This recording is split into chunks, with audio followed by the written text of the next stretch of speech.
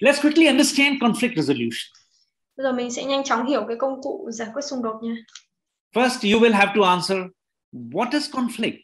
And do you experience conflict? Two of you can quickly tell me any conflict that you are experiencing. Đầu tiên anh chị phải trả lời tôi xem là xung đột là gì và các anh chị chia sẻ cái tình huống xung đột mà anh chị gặp phải trong thực tế. Hai người có thể chia sẻ không ạ?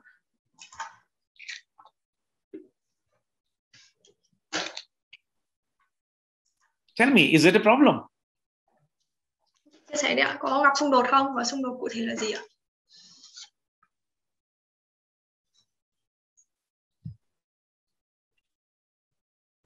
Theo tôi thì xung đột tức là cái sự khác nhau giữa cái thế giới quan của hai người có liên quan, hai người hoặc nhóm người, hoặc tóm lại là của hai bên có liên quan đến một vấn đề.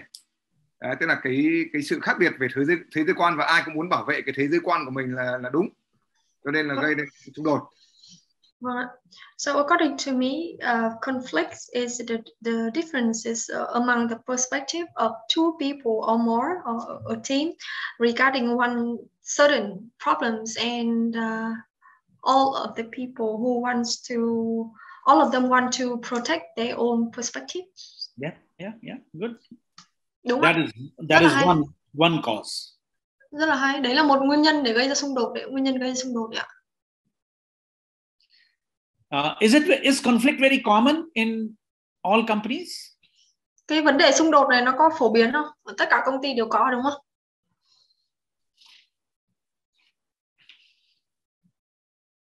You tell me whether you experience any conflict, Miss Phuong, Mointy Phuong. Can you tell me if you are experiencing any conflict in your company? Phương có thể chia sẻ cái xung đột mà chị đã trải qua ở công ty của mình. Bất kỳ cái xung đột nào.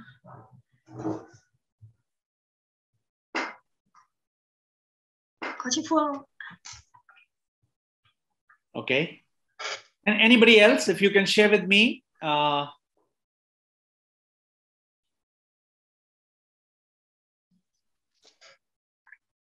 Khác biệt về phương pháp giải quyết So vấn đề. I have an experience. You experience. So what kind of conflict? Can you just quickly in 1 minute tell everybody? So I have my manager, and also I have a team that I manage.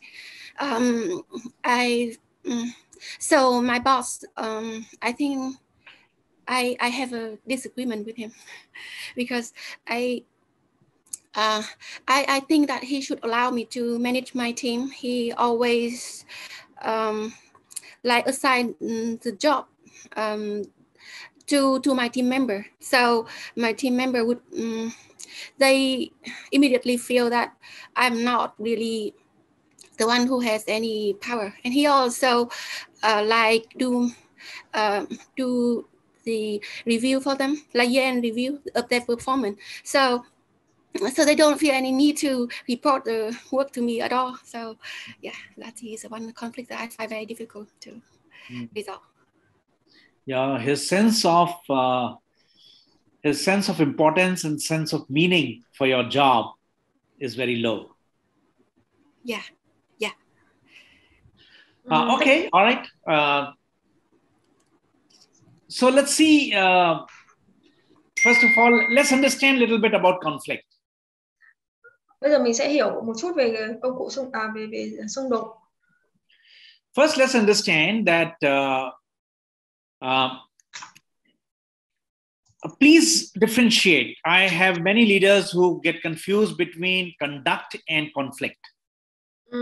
Cái đầu tiên ấy là các anh chị phải phân biệt giữa cái đạo đức hạnh kiểm và xung đột. Rất là nhiều người lãnh đạo là nhầm lẫn ra hai cái này. Fighting, for example. Ví dụ như là cãi nhau, đánh nhau. Or abusing in office. Hay là trêu chọc nhau, xúc phạm nhau trong văn phòng. Some of these things are bad conduct. They are not conflict. Những cái đấy nó là những cái thuộc về hạnh kiểm, nó thuộc về đạo đức xấu, chứ nó không phải là xung đột. Stealing, cheating. Hay là ăn cắp, nói dối, lừa lọc. Bullying in the office. Hay là trêu xấu nhau, chọc tức nhau trong văn phòng. These are bad conduct. They are not những cái đấy nó là cái vấn đề thuộc về đạo đức xấu, chứ nó không phải xung đột. Don't try to resolve it using a conflict tool. Đừng dùng cái công cụ giải quyết xung đột khi mà gặp vấn đề về đạo đức. They are bad conducts. Take the disciplinary action. That's it. Take the what? Disciplinary action. Nếu mà nó liên quan đến vấn đề đạo đức ấy, thì hãy áp dụng phương pháp kỷ luật, chứ đừng dùng công cụ giải quyết xung đột. You know, there are companies, for example, if there is any case of any cheating or stealing, then you have to leave the company. Tức là có những công ty ấy, cái quy định của họ là gì? Nếu mà chỉ cần phát hiện ra lấy cắp một cái gì đấy hay là lừa lọc một cái gì đấy là phải rời khỏi công ty luôn. Second thing you must understand is that conflicts are not always bad. Cái điều thứ hai các anh chị phải hiểu là không phải cứ xung đột là xấu. There are good conflicts and bad conflicts. Có những xung đột xấu và những xung đột tốt. Some conflicts are created in the organization. By design, they are created in the organization. Tức là có những xung đột là nó được thiết kế ra để như vậy đấy. Nó cần thiết phải được, nó cần thiết phải xảy ra ấy. For example, many times there'll be a conflict between salespeople and legal people. Ví dụ này, một cái xung đột rất hay xảy ra là xung đột giữa phòng sale, phòng bán hàng với cả phòng legal, phòng pháp chế. It's natural. Thì cái đấy là cái rất bình thường. Legal will have to protect some laws and some rules, and the salespeople might like to create higher sales. So there might be a little bit of conflict. Cái bên pháp chế thì bao giờ cái nhiệm vụ của họ là phải bảo vệ những cái quyền lợi này, rồi bảo vệ những cái liên quan đến luật này. Nhưng mà phòng sale thì không phải như vậy, tức là phòng sale mục đích của họ là làm nào có doanh số cao là được, nên là nhiều khi nó xảy ra những cái xung đột mâu thuẫn giữa phòng sale và phòng pháp chế. Sometimes we need different perspectives. Like he was saying that people come with different perspective. Those perspectives are important for a better decision in the company. Rồi là đôi khi chúng ta phải cần có những cái góc nhìn, những cái thế giới quan khác nhau, giống như anh nói đúng không ạ? Để mà đưa ra được một cái quyết định nó đúng đắn, nó toàn diện, thì đôi khi chúng ta cần những cái góc nhìn khác nhau. When conflicts become as ego problem, when conflicts begin to create a loss for the company's revenue and profit, then they become bad conflicts. Còn nếu mà những xung đột nào mà nó liên quan đến cái tôi chẳng hạn này, hay nó ảnh hưởng đến nó gây ra cái sự mất mát cho công ty chẳng hạn này, thì lúc đấy nó trở thành những cái xung đột xấu. And if we don't take action on the bad conflicts, it creates a bad culture. Và nếu mà chúng ta không giải quyết những cái xung đột xấu đấy thì nó sẽ hình thành nên cái văn hóa xấu trong doanh nghiệp. Okay, so now let us see why do conflicts occur. Thế thì tại sao xung đột nó lại xảy ra? So like you rightly said, there are 3 reasons why conflicts happen. Thì giống như lúc nãy anh có nói đấy ạ, có 3 lý do là tại sao xung đột nó lại xảy ra, 3 nguyên nhân chính của xung đột. So understand these 3 and then immediately you will be able to tell me about your conflict, where is it falling. Thì chúng ta sẽ hiểu 3 cái nguyên nhân của xung đột này và chúng ta đối chiếu lại xem là những cái xung đột mà mình trải qua ấy, thì nó là do cái lý do nào, do nguyên nhân nào. One cause of conflict is the personality. Nguyên nhân đầu tiên là do tính cách. It's the same conflict that happens between husband and wife. Thì giống như kiểu vợ chồng này, xung đột because đấy. the personalities are different. Thì tính cách quá khác nhau thì xung đột thôi. It is the same issue that happens between friends. Hay là bạn bè với nhau mà tính cách quá khác nhau thì sẽ xung đột. Because personalities are different. Tính cách khác nhau thì sẽ xung đột. So this conflict will happen in the company also. Nên là trong công ty thì cũng như vậy, có rất nhiều nhân viên tính cách khác nhau thì sẽ xung đột nhau thôi. So that's a personality conflict. Thì đấy là nguyên nhân đầu tiên là xung đột về tính cách. The second kind of conflict happen because of perspectives. Cái nguyên nhân xung đột thứ hai là do quan điểm. Which means maybe our personalities are okay, we can get along very well, no problem. Ví dụ là tính cách thì có thể hợp nhau đấy, có thể làm việc hợp với nhau đấy, không vấn đề gì cả, giống nhau. But my perspectives and your perspectives are different. Nhưng mà quan điểm của anh khác quan điểm của tôi thì gây ra xung đột. Maybe because your information and my information is different. Hay là thông tin anh có với cả thông tin tôi có nó khác nhau thì xung đột. So these are another category of conflicts. Thì đây nó cũng là một cái nguyên nhân thứ hai gây ra xung đột. Then we have the third kind of conflict. Nguyên nhân gây ra xung đột thứ ba này. Third cause of conflict is called the position. Là do vị trí. In many situations, we end up taking a position. Do vị trí, vị thế. Taking a position means we end up taking a stand. Cho cái vị thế của chúng ta. Can you explain more on this one? It's something like just a very crude example of that is there are some people who feel that HCMC index or HN index will rise, and there are some people who feel HCMC index or HN index will fall in the next week. They are taking two different positions. They're taking two different stand. Tức là họ đứng ở những cái vị thế, vị trí khác nhau để họ nhìn. Ví dụ một cái ví dụ là cái sàn chứng khoán chẳng hạn, một người thì lại bảo họ lại tin tưởng, họ lại rất tin tưởng rằng là cái sàn này là sẽ giao dịch sẽ tăng này, còn một người kia thì lại bảo là cái sàn Hồ Chí Minh sẽ tăng hơn này. One manager may take a stand that I want to promote this sales executive. Ví dụ như một người quản lý có thể có một cái quan điểm, một cái quan điểm rằng là tôi sẽ thăng tiến, tôi sẽ thăng chức cho anh này. So he has taken a decision in his mind that this sales executive I must promote in this year. Tức là anh ta có một cái quyết định sẵn trong đầu anh ta rằng là anh ta sẽ thăng chức cho nhân viên này. But the HR manager has taken a stand that this sales executive should not be promoted. Nhưng mà ví dụ như bây giờ một cái anh nhân sự, anh ấy lại có một cái góc nhìn của anh là không, có một cái quyết định của anh là không, người này sẽ không có cơ hội để thăng tiến. In the companies, different managers end up taking a stand. Vậy thì trong mỗi một công ty, mỗi một doanh nghiệp ấy, thì những cái người quản lý khác nhau, bởi vì cái vị trí, anh chị hiểu là cái vị trí, cái quyền lực, cái vị thế của họ khác nhau ấy, nên họ sẽ đưa ra những cái quyết định khác nhau. The chairman wants to do a different interior color for the new office. He calls two vice president. One vice president is wanting a white color. The other vice president wants a very colorful office. Both of them have taken a stand, and it becomes an ego problem.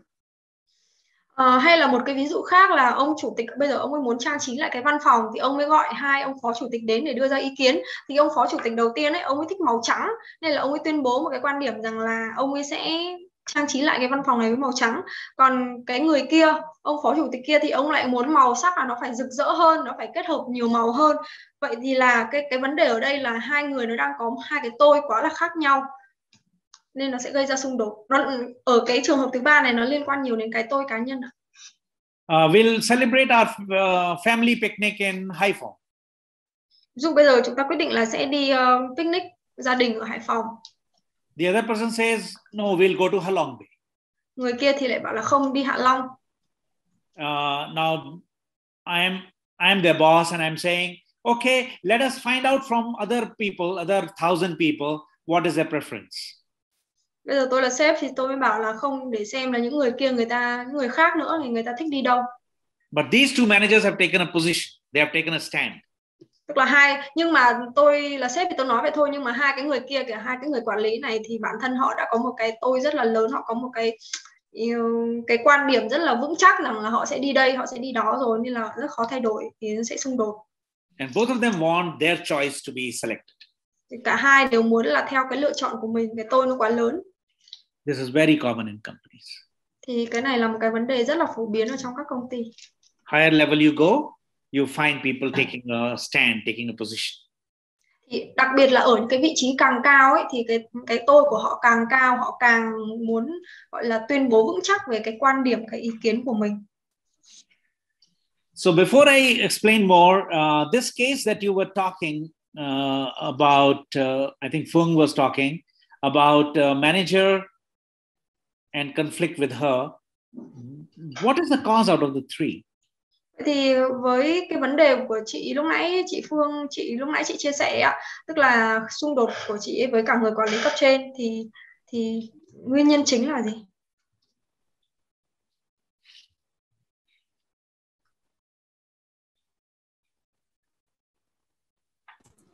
What is the cause of the conflict? So you asked me? Yeah, I asked you, what do you think? Is it personality between you and him that is causing the conflict? Is it the different perspective? He thinks from a different perspective, you are thinking from a different perspective?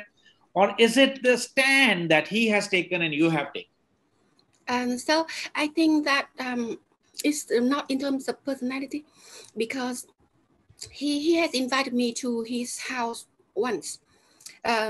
So I do not think that he has any problem with my personality, nor did I have any problem with him.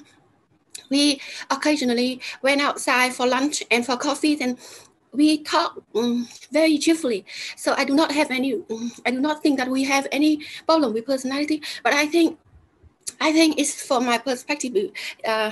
He doesn't have an opportunity to defend himself here, but I believe that he felt insecure. Mm-hmm. Okay, so we'll have to see whether it is a problem or conflict is because of the perspective you and your manager are thinking differently, or is the cause because he has a personality which requires him to control. Yes, exactly. Yes, you're right. Because he's so very controlling. Yes, I think that's absolutely right. He want everyone to respect his power.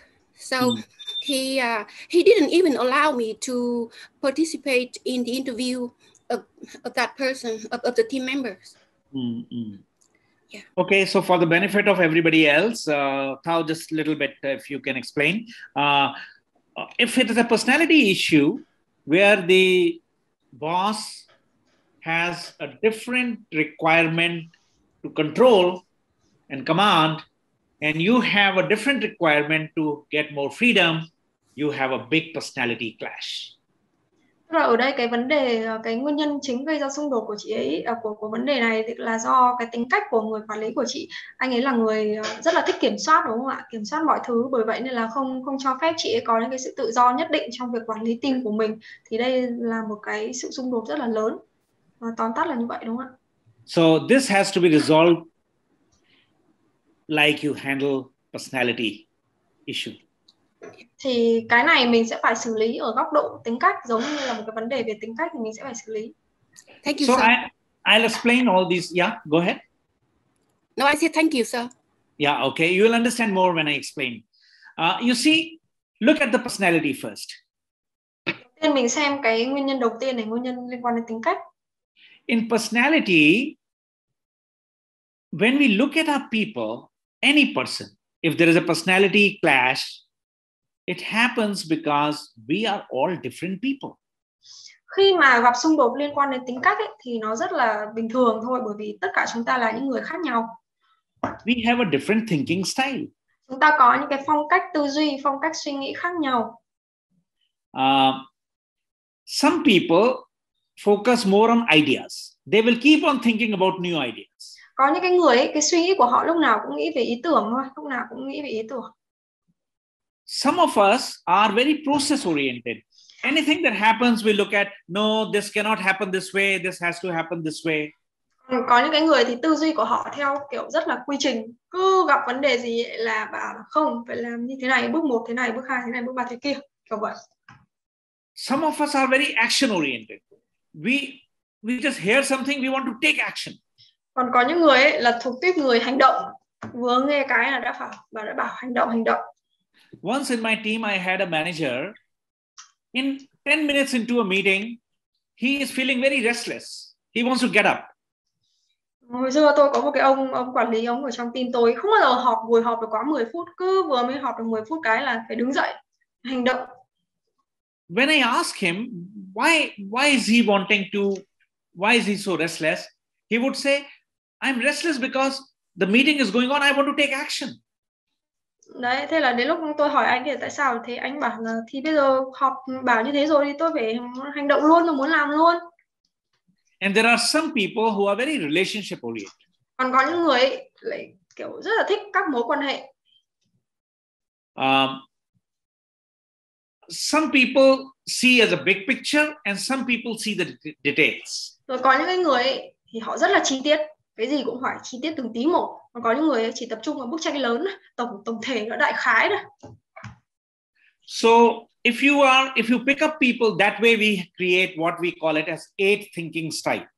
Thì từ hai cái trục như vậy ấy, thì chúng ta sẽ có 8 cái phong cách suy nghĩ hay là 8 kiểu người. If I pick up one person from one category and another person from another category, the chances are that there'll be a conflict. Đấy, thế là nên nếu mà hai người mà đang nằm theo hai nhóm khác nhau ở 8 phong cách này, kiểu gì cũng sẽ có xung đột. Now let's look at perspectives. Thì đấy là về cái nguyên nhân liên quan đến tính cách.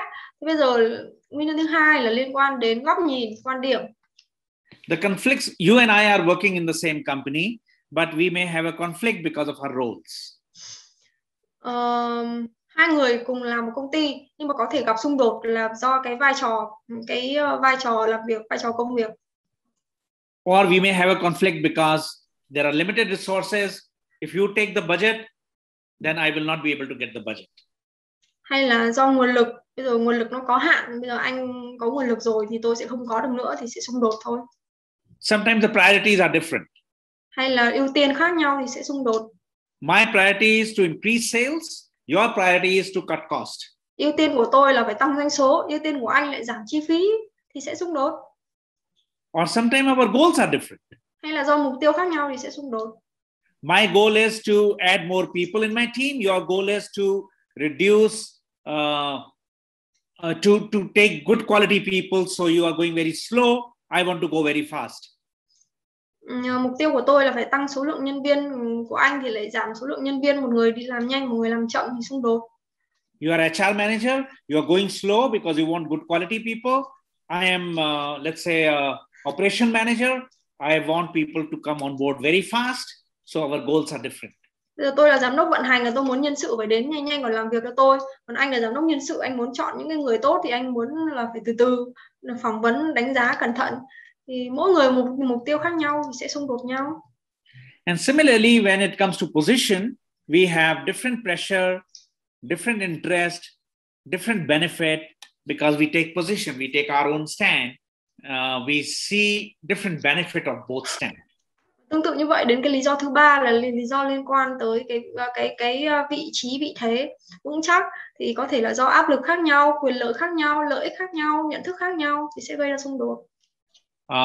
In these situations, these are the various causes of conflict. Thì đây là những cái nguyên nhân khác nhau gây ra xung đột. So how do we resolve it now? Thì giải quyết xung đột kiểu gì đây? First of all, we must remember we have 3 responsibilities. One is preventing conflict. Second is we must recognize the cause of conflict, and we must manage conflict. Đầu tiên chúng ta phải hiểu cái 3 trách nhiệm của người lãnh đạo. Thứ nhất là phải ngăn chặn xung đột. Thứ hai là phải nhận biết nguyên nhân khi mà các xung đột xảy ra. Và thứ ba là sẽ phải quản lý cái xung đột đấy. So we should be able to see when the conflict is a very early stage. That's our first step. If you look at resolution step, our first step is that we should be able to catch conflict much early. Timing is very important. Thế thì khi mà nói đến các cái bước giải quyết xung đột ấy, thì cái đầu tiên là chúng ta phải nắm bắt sớm, tức là phòng ngừa còn hơn là ngăn chặn này, phòng ngừa còn hơn đấy, đúng không ạ? Nắm bắt sớm cái thời điểm mà chúng ta phát hiện ra xung đột rất là quan trọng. So first of all, if you know the cause of conflict, whichever conflict you're talking, catch it early. Don't delay, as quickly as possible. Nếu mà chúng ta chỉ cần nhận thấy một cái dấu hiệu nhỏ của xung đột thôi là phải nắm bắt ngay. Thời điểm rất là quan trọng, càng sớm càng tốt. Now, in resolving conflict, the relationship of people is very important. Trong khi mà nói xung đột ấy, thì cái mối quan hệ và cái niềm tin ấy, nó rất là quan trọng. Always remember, conflict cannot be resolved at the same level at which it is created. phải nhớ này, tức là một khi mà đã xung đột nó đã xảy ra rồi ấy, thì cái mức độ về mối quan hệ và niềm tin nó không thể còn được như cũ được nữa. Unfortunately, your example of having a conflict with your manager, you and your manager, that conflict you cannot resolve, your manager cannot resolve. It has to be at a higher level. Cái ví dụ về xung đột của giữa chị và người quản lý của chị ấy thì nhiều khi là thực ra chị cũng không giải quyết được, mà cái người quản lý đấy cũng không giải quyết được, mà cần phải có một cái người bên trên nữa để giải quyết. You can make an effort by sharing with him on your discomfort, but there is not a guarantee that this will get resolved. So always remember, conflicts usually are not resolved at the same level where it is created. Chị có thể nỗ lực bằng cách là gì? Chị ngồi chị chia sẻ với anh ấy cái cảm giác của chị, hay là cái sự không thoải mái của chị khi mà không được giao trách nhiệm, không được có cái sự tự do như vậy. Tuy nhiên, kể cả như chị có nỗ lực như vậy thì cái xung đột nó cũng rất là khó để được giải quyết. Tức là thường mình sẽ cần phải có một cái người gọi là cấp cao hơn để có thể giải quyết. So I'm assuming you are at a higher level, you are a leader, and you have got conflict coming from below, that comes to you to resolve. Tức là ở đây là những cái xung đột, đây tôi đang nói là những cái xung đột là gì ạ? Mình là người lãnh đạo và những người phía dưới mình gặp vấn đề, gặp xung đột và người ta cần đến sự trợ giúp của mình, thì mình sẽ là người giúp giải quyết xung đột. Thì đấy là những vấn đề như vậy. Protect the relationships and trust of people. Thì hãy bảo vệ cái mối quan hệ và niềm tin. And separate people from problem. This is the most important step. Step number 3 is the most important step. Và bước 3 là mình phải tách bạch con người ra khỏi vấn đề, và quan điểm của họ đây là cái bước quan trọng nhất. People are not the problem. Con người là con người, còn vấn đề là vấn đề. So whenever any problem comes, people feel that problem is their problem, and therefore others feel they are the problem. Đấy, nhiều khi là cứ gặp vấn đề một cái là người ta nghĩ, người ta đồng hóa con người với cả cái vấn đề đấy. So let me give you an example. Sales guy, sales manager is wanting more credit in the market for selling more quantity. Finance manager wants to reduce the credit. Bây giờ nhân viên sale thì muốn là có nhiều ngân sách hơn để mà có thể bán được nhiều hàng hơn, đầu tư cho cái việc sale nhiều hơn, nhưng mà bây giờ anh tài chính thì anh lại muốn thắt chặt ngân sách chẳng hạn. Okay. First of all, it cannot be resolved at their level. It has to be resolved at a higher level. Đầu tiên là chúng ta phải thấy rằng cái vấn đề này không thể nào mà giải quyết giữa hai cái người đấy với nhau được, là phải có một cái người cấp trên can thiệp vào. Suppose you are at a higher level and you have to resolve it, then we have to remember that both of them must realize people are not the problem. So finance guy is not a problem for the sales manager, or sales manager is not the problem for the finance manager. Their roles are the problem, not the people. Thì trong trường hợp đấy, nếu mình là người cấp trên của họ và mình cần phải giải quyết cái xung đột này, thì điều đầu tiên mình cần làm là mình phải làm cho họ nhận ra rằng là cái xung đột này xảy ra là bởi vì cái vai trò công việc của họ, một anh thì làm tài chính, một anh thì làm sale, nên nó xảy ra cái xung đột như vậy, chứ cái con người của họ là không liên quan. So if a conflict comes to you, both of them come to you, and you arrange a meeting, please tell them first, people are not the problem, issue is the problem. Đấy, thì hãy làm cho họ hiểu rằng là con người không phải là vấn đề, mà là vấn đề, con người nó sẽ khác so với vấn đề. Issue means either the risk of money is the problem or higher sales target is the problem. Đấy, thì cái vấn đề ở đây là một anh thì muốn là doanh số cao, một anh thì muốn thắt chặt ngân sách chẳng hạn. Thì đấy là hai cái vấn đề, chứ nó không liên quan đến hai con người. Listen attentively. Talk less. You don't lắng nghe chăm chú, nói ít thôi. So first listen. Even if the finance and the sales manager are talking to each other, trying to resolve, same way like you and your boss want to resolve this issue, listen to each other first. Talk less, listen more. Đầu tiên là phải lắng nghe nhau trước, đã lắng nghe nhiều hơn, nói ít. You can try at your level, but my own experience and my own belief so far is that conflict cannot be resolved by the same level where it is created. Conflict can only be resolved at a higher level. Yes, you're so right. So I just want to say one thing. I did try, and I came to his office, and I stood at his desk. I remember you just told us that do not talk to your junior staff while you are looking at your phone. That's exactly what he did. So whenever I came to his desk, he didn't even look at me. He looked at his computer and then let me wait for maybe 2 minutes, and I already wanted to leave. Yeah. So this is a personality connect, and a little bit lack of leadership skill in him. Yeah. And that feedback can only come from his boss, and you cannot give that feedback. Yes, all right. Yes. Huh? Okay, all right. Let's come to the fifth step now. Establish common goal. So I'm assuming conflict has come to you to resolve it. You're at a higher level. Two people are conflict. Now issue has come to you. You have to establish a common goal. So before you resolve the issue, establish a common goal for everybody. Thì đấy, tôi nhắc lại là cái xung đột ở đây tôi nói đến là xung đột trong vai trò mình là người cao hơn và hai cái người thấp hơn mình có xung đột và đến gặp mình để mình giải quyết xung đột đấy, chứ không phải là mình xung đột với người cao hơn mình nhé. Ở đấy cái đấy là câu chuyện khác. Thì bước số 5 là thiết lập một mục tiêu chung. Thế khi mà hai người cấp dưới của mình gặp xung đột và đến gặp mình ấy, thì đầu tiên mình phải thiết lập một cái mục tiêu chung cho họ. So here is a sales manager, here is a finance manager.